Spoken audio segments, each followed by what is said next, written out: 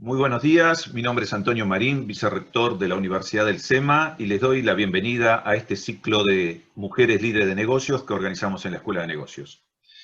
Este ciclo, que es coordinado por María Alegre, nuestra directora en Administración de Empresas, Negocios Digitales y Analítica de Negocios, a la cual felicito por esta iniciativa y por la excelente, las mujeres que pasaron ya por este ciclo.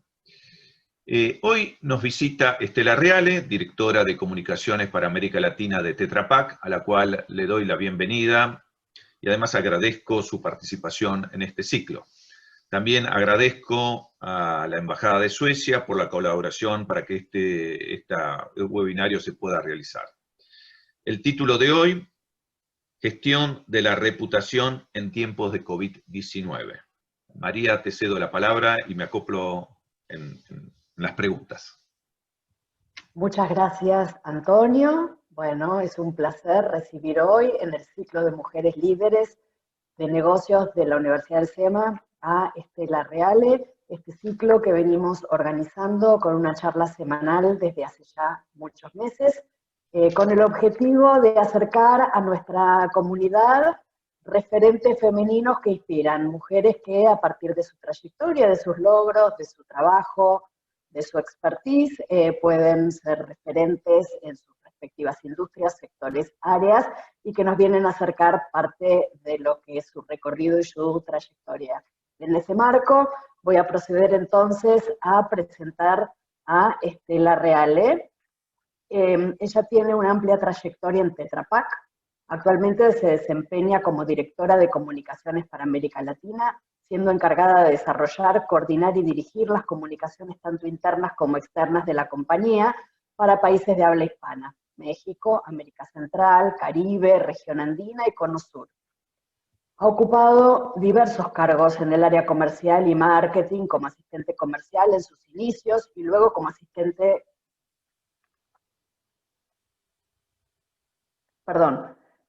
comercial en sus inicios y luego como asistente de marketing. Posteriormente pasó al área de comunicación para desempeñarse como coordinadora y luego asumió la responsabilidad total del área, liderando como gerente de comunicación durante el término de 10 años. Es traductora pública, egresada de la Universidad de El Salvador, tiene un posgrado en marketing en la Universidad Católica Argentina. Muchas gracias, Estela, por acompañarnos hoy. Te damos la palabra, bienvenida. Bueno, muchísimas gracias por la invitación, gracias por la presentación y bueno, me gustaría poder compartir con ustedes un tema que es tan actual como es cómo una compañía lleva adelante o pilotea, ¿no?, la reputación en una época, en un momento tan disruptivo como es este momento de COVID-19. Primero quería dar una pequeña introducción para todos aquellos que no conocen qué es Tetra Pak, ¿no? ¿Qué hacemos en Tetra Pak?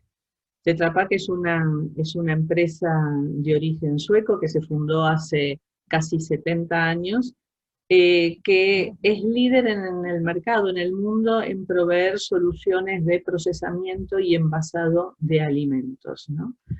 Y esto, digamos, ponemos como un punto en el tema de alimentos, porque, bueno, reviste como mucha importancia en el momento de COVID-19.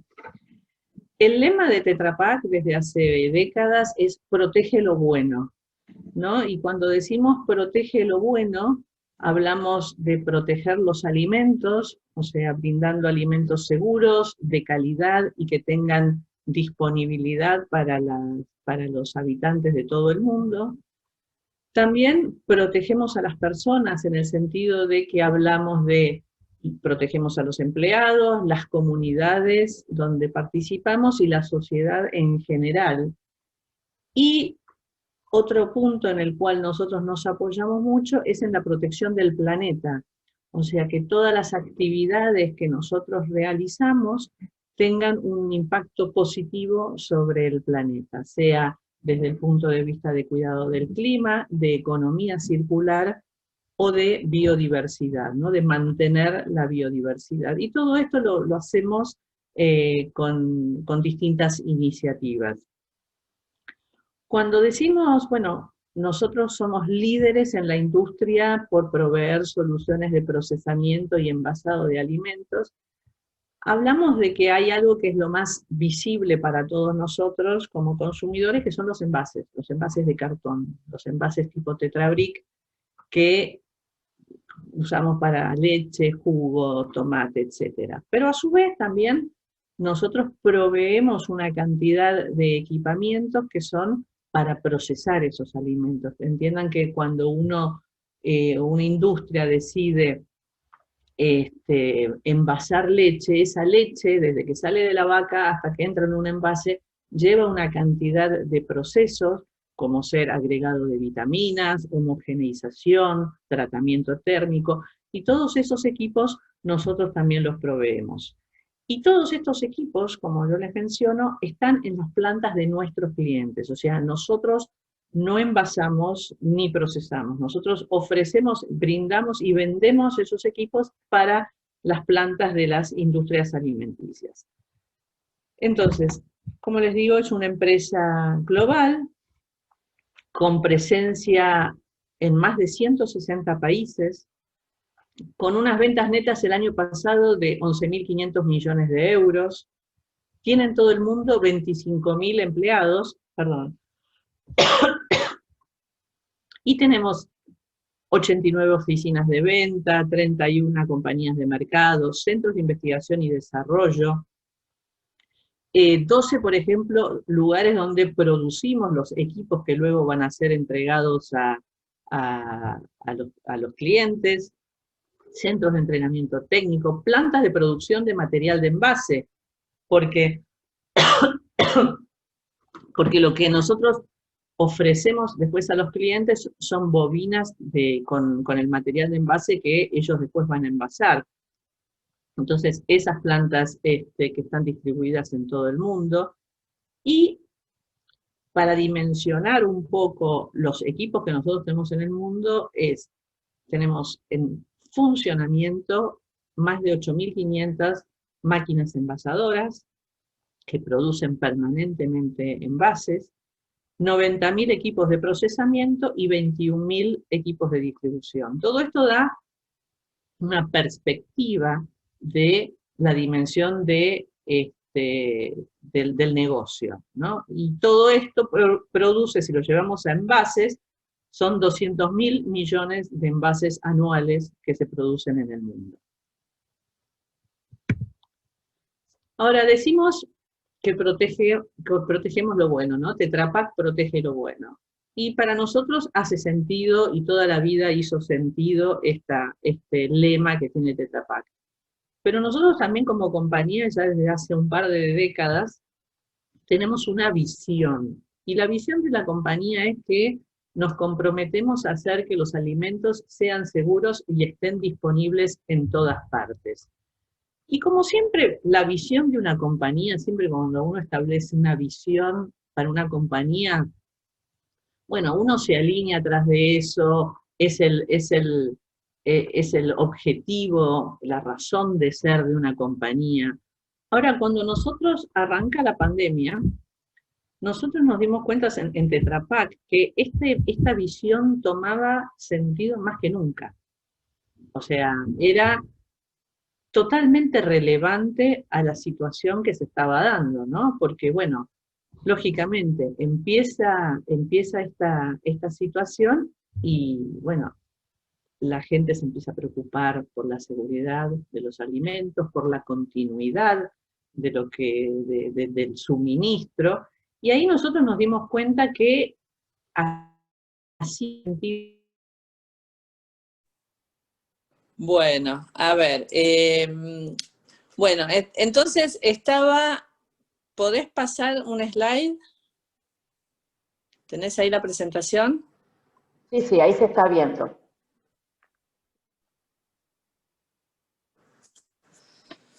No, entonces el tema era, frente a toda esta situación, ¿no? ¿Cómo hacíamos para responder a más de 25.000 empleados en 160 países, asegurar, digamos, todos los estándares, los procesos, las políticas que nosotros teníamos, y cómo alineábamos también. Para eso era muy importante tener alineado al management para poder motivar a los empleados. ¿Y por qué? Porque nosotros no podíamos dejar de abastecer a nuestros clientes. ¿Cuáles eran las situaciones que podían llegar a suceder, ¿no? O los escenarios que nosotros nos planteábamos. Bueno, hoy se trabaja con bajísimos niveles de stock. O sea, para mantener una producción y unos costos óptimos, tenemos que trabajar con bajísimos niveles de stock. Entonces, si había alguna dificultad o algún problema en alguna frontera, en cuanto a lo que es recepción de materias primas, y nuestras plantas se iban a ver muy comprometidas para poder entregar material de envase a nuestros clientes, por ejemplo. Entonces había que establecer planes de contingencia, y de hecho, en muchos casos ha pasado que nosotros, por ejemplo, en Argentina tenemos una planta. Nosotros hemos tenido que salir a producir envases para otros países que que recibían material de plantas de Europa, ¿no? Entonces, para poder compensar y equilibrar este tipo de situaciones, bueno, tuvimos que salir todos a ver cómo lo resolvíamos. ¿Por qué? Porque, por ejemplo, lo que sucedió en un primer momento, tanto en Asia como en Europa, es que la demanda había subido tremendamente por este temor que tenía la gente de quedarse sin abastecimiento, ¿no? Los consumidores en general compraban y estoqueaban mucho más, los clientes nos demandaban más, y nosotros, que ya teníamos un forecast de ventas determinado, se vio sobrepasado. Entonces, bueno, hubo que empezar a equilibrar utilizando plantas de otros países para poder hacer frente a todo esto. Y pudimos tener la flexibilidad de poder hacerlo, gracias a las previsiones que pudimos contar. Solamente una sola planta se tuvo que cerrar, que fue por motivos gubernamentales, que fue una planta en India, que no permitía en su momento el ingreso de materias primas, pero un tiempito tuvo que estar cerrada y después volvió a estar operativa. Si te pido por favor si puedes pasar al siguiente slide.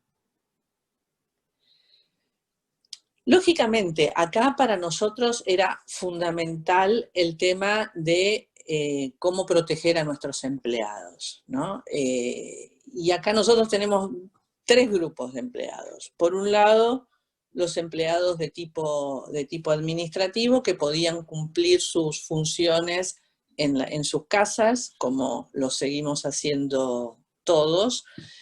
Después, todo el equipo de operarios de las plantas de producción, tanto de máquinas como de material de envase.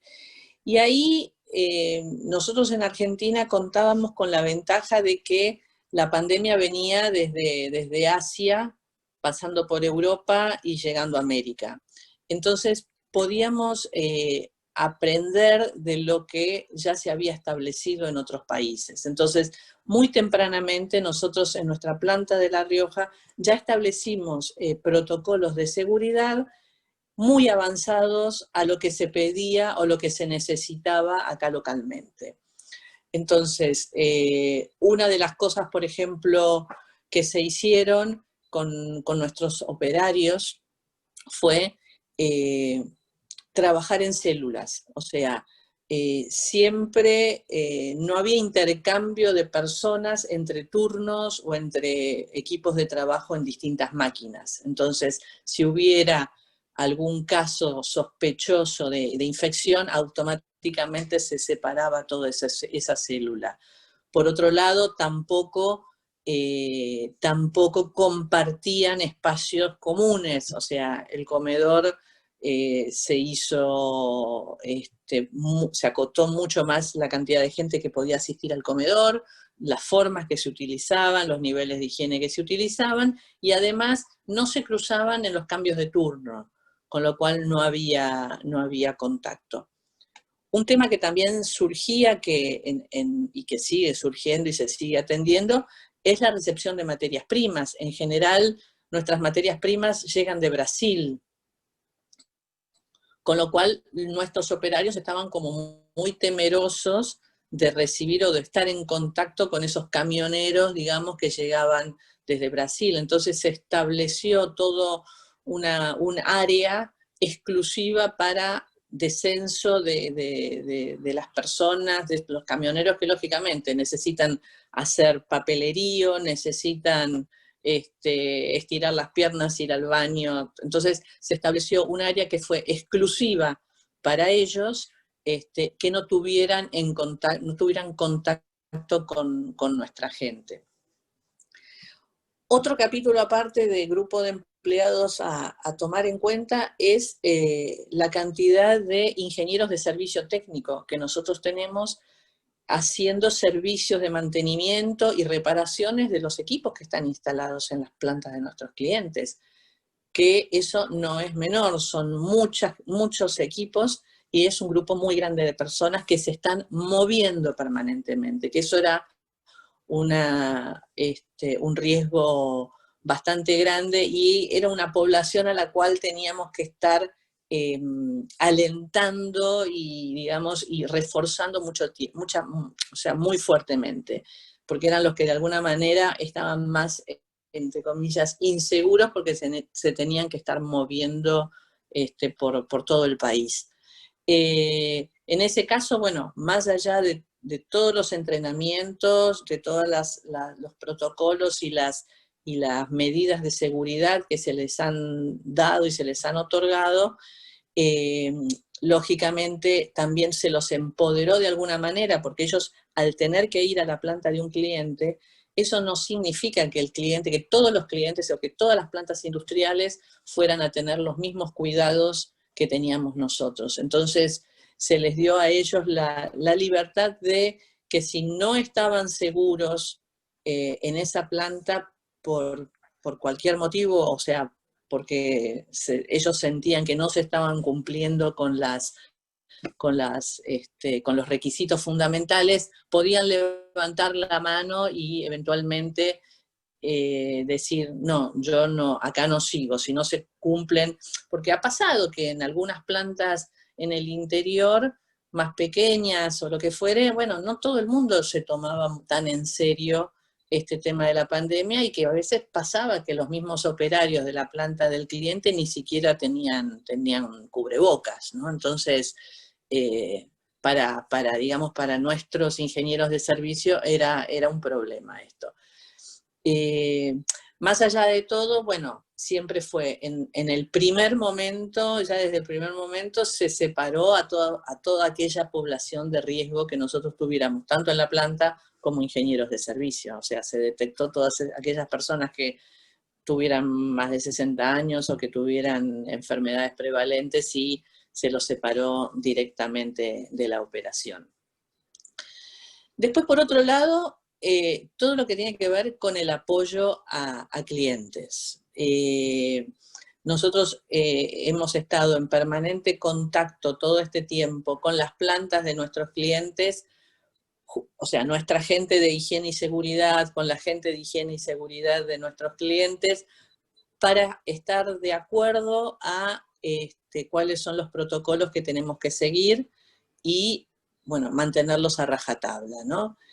Y una cosa que no es menor y que solía suceder es que nosotros en general, esta es una enfermedad, digamos, que la gente la trata de ocultar, de alguna manera. Entonces, nosotros cumplimos con la premisa desde el día 1 y junto con nuestros clientes también, en el caso de que hubiera un caso o que tuviéramos alguna persona que tuviera estrecho contacto con alguien infectado y que, o sea, y que lo tuviéramos que aislar, eso se lo blanqueábamos de alguna manera al cliente para que ellos a su vez también tomaran las determinaciones del caso, ¿no? Si necesitaban separar alguna persona o algún equipo de trabajo. Porque en realidad esto, más allá de la cuestión de salud, que obviamente es súper importante,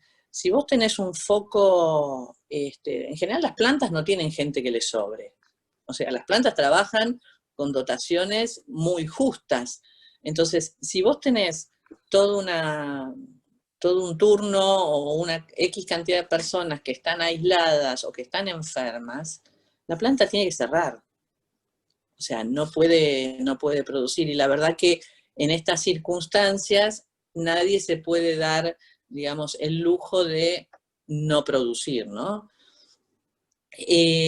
Y bueno, y obviamente todo este tipo de cuestiones que nosotros estábamos planteando lo debíamos hacer de una manera sostenible, ¿no? O sea, permanentemente en contacto,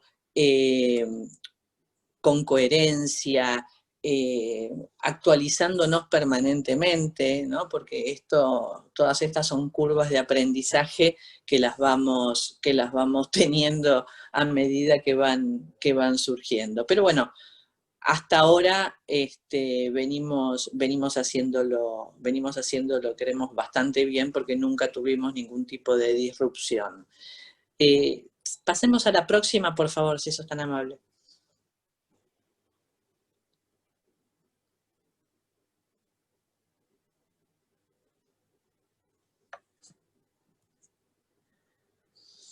Y hay algo que desde el día 1 fue súper importante a nivel global, fue la unificación de los mensajes. O sea, había una sola voz y todo el mundo se atenía a esa voz, porque lo peor que podía pasar en estas circunstancias era tener varias fuentes de información dentro de la empresa que dieran mensajes contrapuestos. Entonces, por un lado, desde el punto de vista, nosotros tenemos una intranet global y desde allí se emanaban todas las comunicaciones y desde allí salían todas las políticas. Entonces, fue muchísima información que se fue dando permanentemente, se actualizaba todo el tiempo.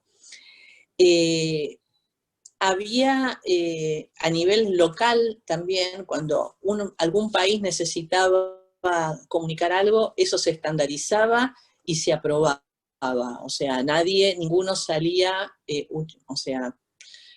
a comunicar sin tener el aval de la región y a nivel global también.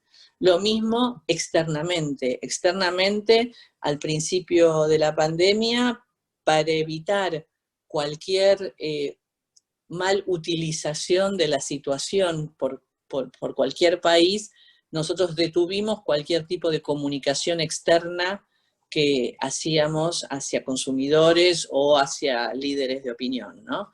Entonces, hasta poder identificar bien cuáles eran las necesidades que podía tener el consumidor o cuáles eran las necesidades que podía tener los líderes de opinión, se decidió no comunicar hacia afuera, no hacer publicidad, no hacer este tipo de actividades. Desde el punto de vista de recursos humanos también hubo mucha contención a través de counseling, a través de líneas de, digamos, líneas de ayuda sobre todo para aquellos ingenieros de servicio que salían a campo. Entonces, bueno, ahí hubo bastante ayuda para, digamos, alentarlos a que continúen con su labor, y muchísimo apoyo para todos aquellos que trabajábamos de manera remota, porque había gente que no estaba acostumbrada a la oficina y no estaba muy muy empapado en los temas de digitalización o cómo manejarse remotamente, entonces hubo muchísimo apoyo por parte de IT para ayudar, ¿no? La siguiente, por favor, María.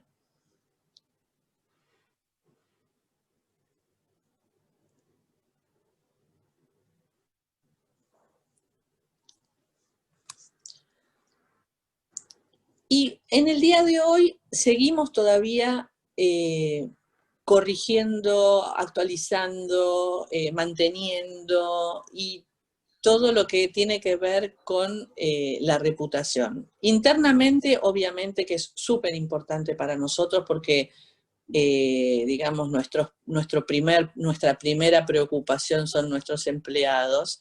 Entonces, seguimos fortaleciendo todos los protocolos de seguridad en oficinas y en las plantas.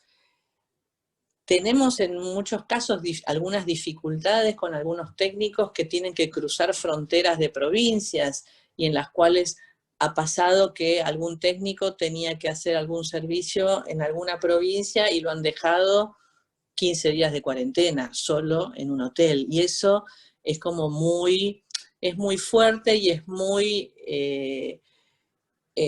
muy difícil, ¿no? Para una persona que está haciendo su trabajo, que tenga que estar solo en un hotel durante 14 días antes de poder ir a una planta a hacer un servicio, ¿no? O sea, en algunos casos, algunos gobiernos eran un poco más flexibles, en la mayoría de los casos no.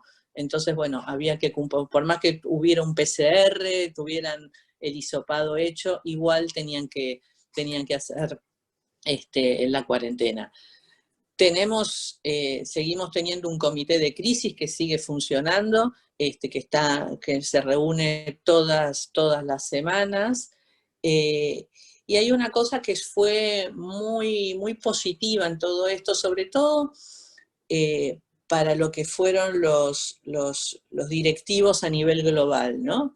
Que el hecho de que nadie esté viajando, ¿no? Que todos están trabajando desde sus casas, ahora en Europa ya están pudiendo regresar a las oficinas, es que hubo una comunicación muy cercana del CEO de la compañía y de la primera línea de la compañía con todos los empleados. O sea, se están haciendo cada 2 meses, cada mes y medio, webinars con el CEO de la compañía y algunos de los responsables de los distintos negocios, con todos los 25.000 empleados de la compañía. Con lo cual, eso es muy importante porque les da una cercanía muy, muy importante con los directivos de primera línea, que de otra manera no hubiera sido factible, ¿no? O es más complejo por las agendas ocupadas que tienen estas personas. Y también a nivel local, si me ayudas con la siguiente, por favor, se están haciendo desayunos, cafés,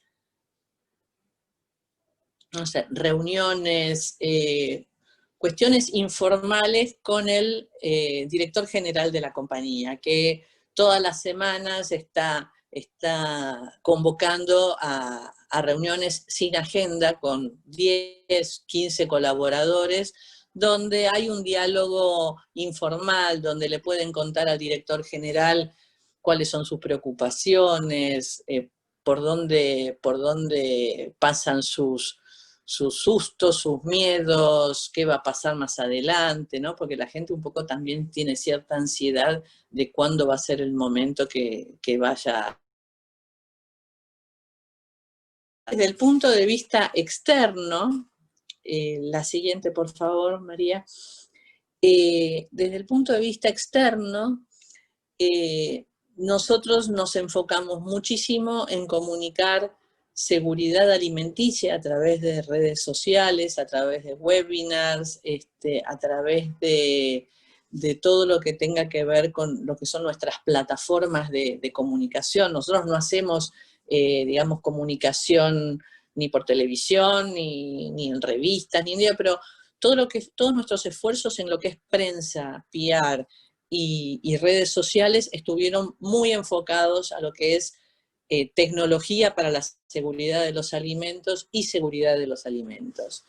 Y a nivel global, también Tetra Pak hizo una donación muy importante para muchísimos países, y esto fue muy temprano, esto fue en abril, marzo-abril más o menos, donde a nosotros, por ejemplo, a Argentina nos tocó 160.000 euros, ¿no? Entonces, en el nombre del grupo, el grupo madre de Tetra Pak, que es el grupo Tetralaval, el grupo empresario que incluye Tetra Pak, Sidel y de Laval, se donaron 160.000 euros a COAS. ¿Y cómo digamos, se tangibilizó esto? Fue en La Rioja, a través de la construcción de módulos hospitalarios que se pusieron al lado del Hospital Virgen de Fátima, que era el hospital que está...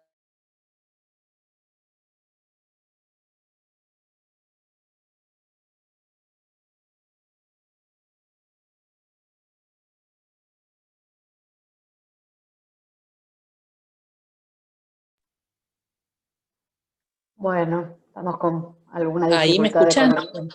Ahí volviste, Estela, se hizo una pausa un instante. Ok, entonces se donaron estos módulos hospitalarios totalmente equipados, Perdón, y te además escuchamos, 5 camas de pero no terapia te vemos. intensiva. ¿No me ven? A ver. No, ahora sí, perfecto, gracias. ¿Ahí sí? Perfecto. Ok. Bueno, y además un tema que también para nosotros es importante es todo el tema de economía circular y de reciclado. Entonces, bueno, tratamos de continuar apoyando a los recicladores de base para seguir impulsando el reciclado de los envases. O sea, en muchos casos, por el tema COVID, muchos de los recicladores no pudieron salir a trabajar, entonces, bueno, nosotros estamos tratando de apoyarlos y mantener nuestros programas de educación ambiental en escuelas, como solíamos hacer todos los años, este año de manera virtual. Entonces, la próxima, por favor. 4 cosas que para nosotros fueron sumamente importantes en este momento fue reconocimiento a los empleados, o sea, reconocer todo el esfuerzo y cómo estaban comprometidos, respetar las decisiones también de aquellos que quizás tuvieran alguna dificultad o algún cuestionamiento, ser muy asertivos también en las decisiones que tomábamos. Y si bien íbamos aprendiendo todo el tiempo, bueno, lo estábamos haciendo todos en conjunto, ¿no? Lo estábamos haciendo juntos. Eso fue muy patente, se vio muy patente en la gente la sensación de equipo, ¿no? La sensación de, bueno, juntos vamos a salir, juntos lo vamos a poder hacer. Y la próxima, por favor. Y siempre los mensajes de agradecimiento de los responsables, los principales responsables de los negocios, ¿no? Y entonces, bueno, nosotros estamos seguros de que se implementaron las medidas necesarias para proteger la salud, revisamos permanentemente qué más podemos hacer, y es siempre el agradecimiento de todos los directivos a nivel global de la compañía para todos los empleados, ¿no? La siguiente, esto es un poco es una imagen en nuestras oficinas en San Fernando, ¿no? De algunos que sí o sí tienen que ir, porque por ejemplo todo el equipo de repuestos del depósito que despacha repuestos a los clientes, bueno, ellos son los que desde el día 1 sí siguen estando en la oficina. Y por último, la próxima, por favor, es agradecer, ¿no? El agradecimiento permanente que como empresa estamos teniendo para con todos nuestros colaboradores para seguir adelante y llevar a cabo nuestra misión, ¿no? Que es hacer que los alimentos sean seguros y estén disponibles en todas partes, ¿no? Siempre protegiéndonos y protegiendo lo bueno. Así que bueno, esto era lo que tenía para compartirles, a pesar de todos los cortes. Espero que haya llegado el mensaje. Yo no sé si tienen alguna pregunta para hacer, algún comentario. Encantada de contestar. Claro que sí. Yo voy a dejar de compartir la pantalla para que nos podamos ver mejor y le cedo la palabra a Antonio, que quería hacerte un par de preguntas. Bueno, muchísimas gracias, Estela. Creo que fue muy lindo esto del mensaje de agradecimiento, ¿no? Siempre agradecer. Te pregunto, ¿qué nuevas prácticas adoptaron que pueden ser beneficiosas mantener incluso después de la pandemia?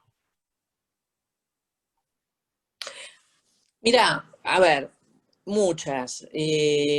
Por un lado, el tema de la reducción de viajes, por ejemplo. La reducción de viajes donde antes para cualquier cosa se viajaba, bueno, hoy vemos que es perfectamente factible llevar adelante reuniones y llevar adelante hasta cursos y entrenamientos que en otras circunstancias decís, no, 3 días conectados, me quiero morir. O sea, se pueden hacer. Esa es una.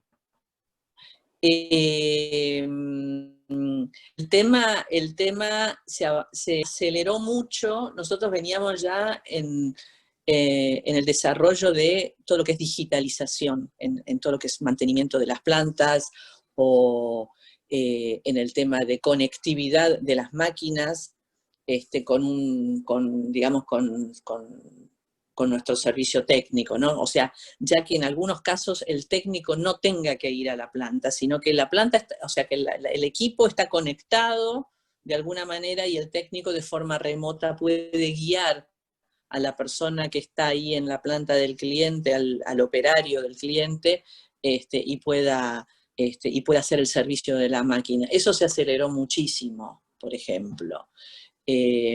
Nosotros habíamos ya empezado a trabajar el sistema que tiene Microsoft de HoloLenses, ¿no? Este sistema de realidad mixta donde, no sé, años atrás, si vos tenías una máquina que era muy específica, necesitabas que viniera un técnico quizás de Europa para verla, ¿no? O sea, si era alguna cosa en particular, hoy lo podemos hacer directamente conectados con este recurso, ¿no? De HoloLenses. Entonces, eso se aceleró muchísimo, muchísimo, y eso llegó para quedarse, ¿no?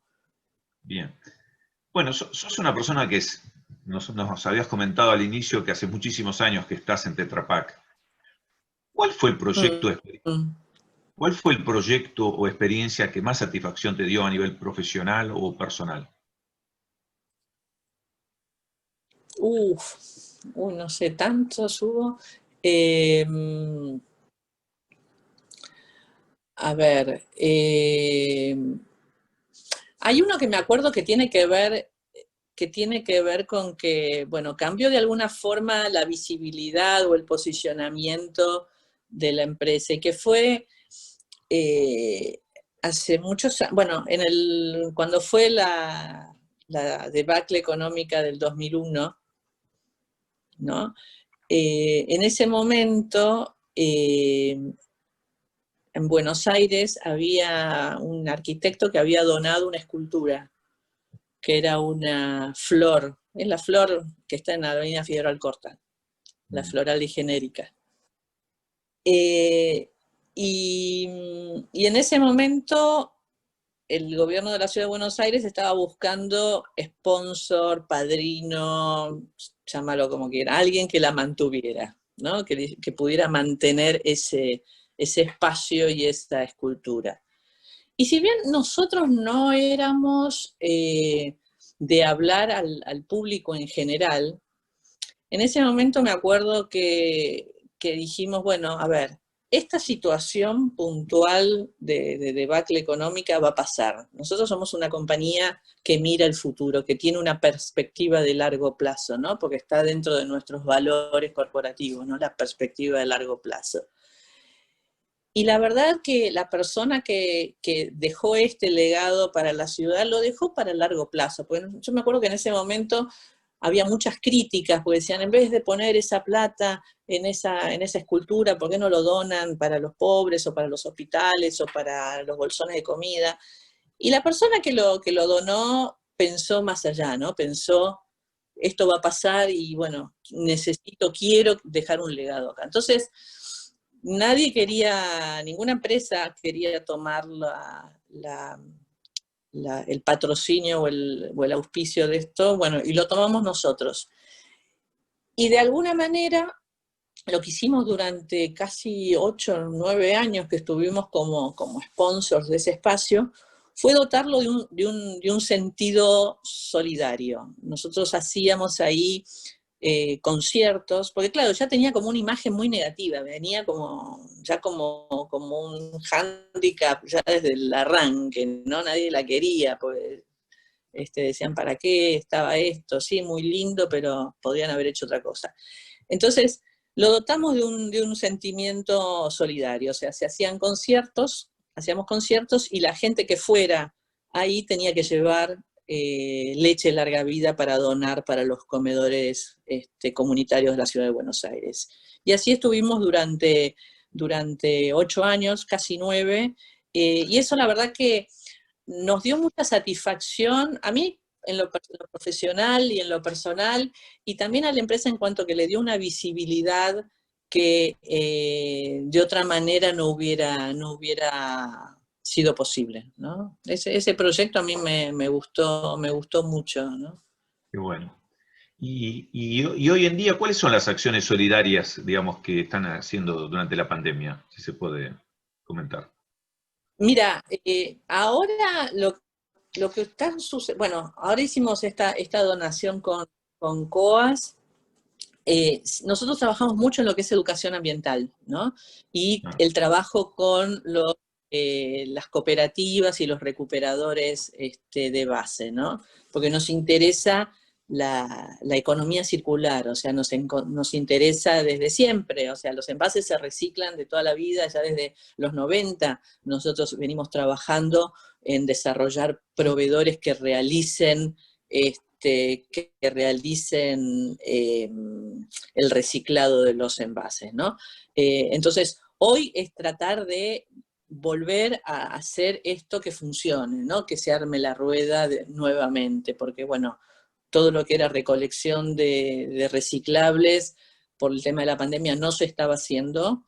Entonces, bueno, es volver a ayudar un poquito a que eso se restablezca cuanto antes, ¿no? Bien. María.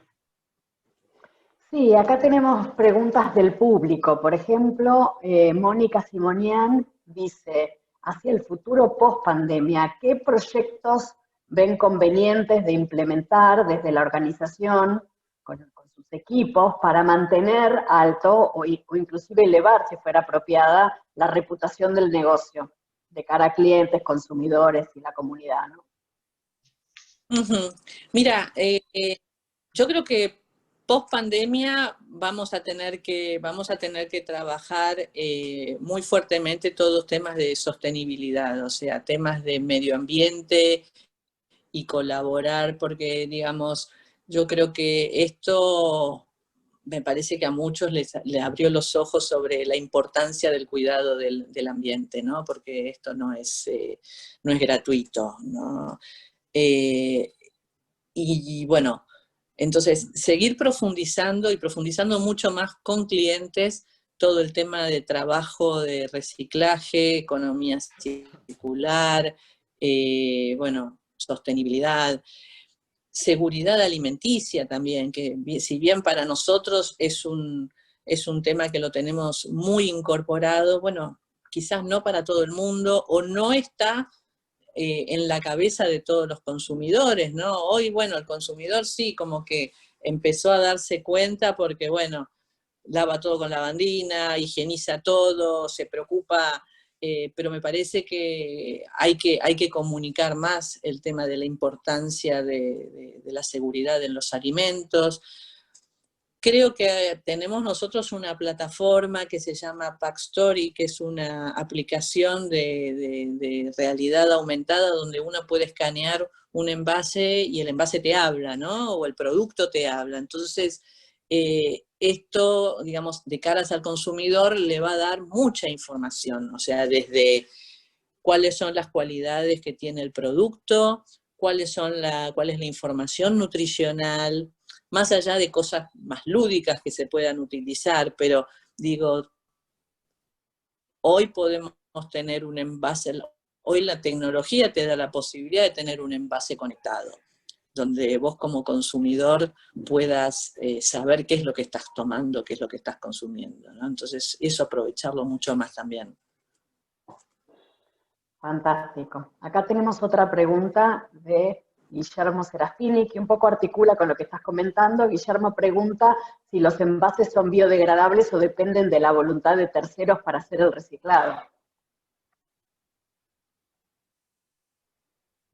En realidad, a ver, biodegradable tiene que ver con que se degrada en la naturaleza sola. O sea, el envase en determinadas condiciones se biodegrada. Si vos no haces nada con el envase, en 30 años el envase desapareció. Pero nosotros lo que apuntamos a que el envase sirva de materia prima para otras cosas, o sea, que se recicle. Entonces, bueno, establecemos estos canales y estas alianzas con recicladores, o sea, con recuperadores urbanos, con pymes que son recicladoras, que lo transforman en otras cosas. Hoy el envase se puede transformar o en una placa aglomerada, o en cartulina, porque digamos se puede separar, se separa la pulpa celulósica, o sea, el 80% del envase es cartón. Entonces, esa pulpa celulósica se separa y se utiliza como materia prima de papel, como para hacer cajas o liner interno de cajas de cartón corrugado, y el aluminio y polietileno se prensa y se hacen chapas acanaladas, por ejemplo, se hacen diario escolar, o sea, hay una cantidad de aplicaciones que se pueden hacer con el reciclado de los envases. Entonces nosotros apuntamos a fortalecer mucho esa cadena de valor, ¿no? Perfecto. Bueno, cambiando un poco el ángulo de la pregunta, sabemos que Suecia como país y las empresas suecas en particular son como bastante pioneras o han hecho punta en relación, por lo menos a muchas otras empresas de nuestro mercado, en todo lo que tiene que ver con diversidad e inclusión. En particular, lo que es diversidad de género y el rol de las mujeres y la capacidad de generar políticas para facilitar el crecimiento, digamos, igualitario de todas las personas hacia roles directivos. ¿Qué nos podés contar de tu experiencia habiendo trabajado tantos años en una empresa como Tetra Pak en este territorio? Mira, la verdad es que para las mujeres nosotros tenemos como un trabajo igualitario sin ningún tipo de problemas, o sea, en lo que tiene que ver con la accesibilidad, digamos, a posiciones, o sea, las posiciones están abiertas para todos. Quizás nosotros no tenemos, por el tipo de industria que es, cuando ves el mix total, o sea, si vos ves toda la plantilla de Tetra Pak y tiene un mayor peso de hombres que mujeres por el tipo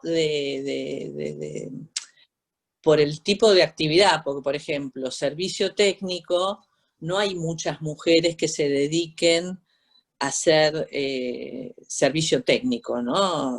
O sea, hay muy pocas mujeres que elijan eso como profesión. Lo mismo los operarios de planta, si bien en la planta tenemos mujeres, pero más en cargos gerenciales, no tanto a nivel de piso de operación de las máquinas, ¿no? Porque tiene que ver con que en general no es habitual por lo menos acá en Suecia sí, en Suecia ves muchas operadoras de máquinas o mujeres haciendo servicio técnico, pero en estas latitudes no tanto todavía. Pero sí, lógicamente, tenemos programas para el fortalecimiento y a nivel, digamos, de actividades más de tipo de oficina, de tipo de negocio, sí, hay muchísimo peso de mujeres, ¿no? Somos muchas trabajando. Bueno, parece mentira, pero voló el tiempo, ya estamos pasadas las 11. No sé si, Antonio, vos querés hacer alguna Sí, pregunta bueno, adicional. claro. Nuevamente agradecerte, Estela, por esta participación, por tu visión sobre la coyuntura actual. Y generalmente nosotros terminamos estas charlas si nos querés dar un mensaje optimista para todos los que estamos escuchando. ¿Una visión optimista? Sí, un A ver, mensaje. mira, yo creo que, a ver, desde la temática de mujer, digamos, yo creo que como mujeres me parece que lo importante es creer que nosotros podemos llegar, que nosotros podemos, como mujeres podemos hacer y empoderarnos para hacer, o sea, no generarnos a nosotras mismas, digamos, esta imposibilidad, yo creo que no funciona. Y yo creo que con las nuevas generaciones eso lo tienen muy, muy claro, ¿no? Que no hay límite, o sea, que no hay una barrera.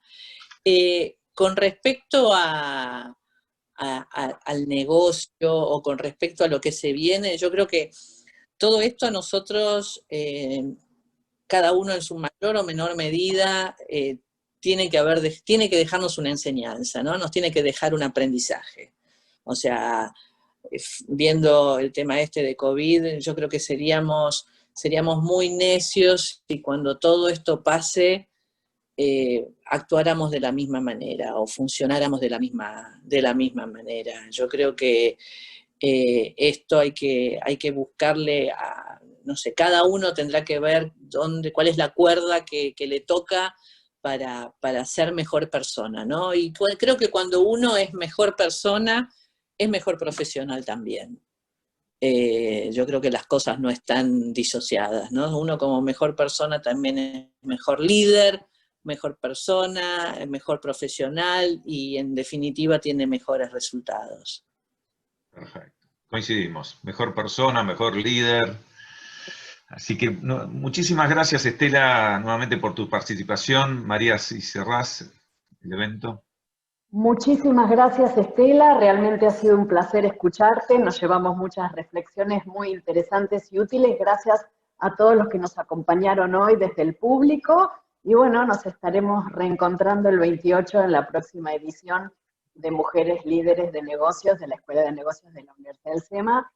Muchas gracias, Estela. Y bueno, hasta pronto a todos. Que tengan un gran día. Bueno,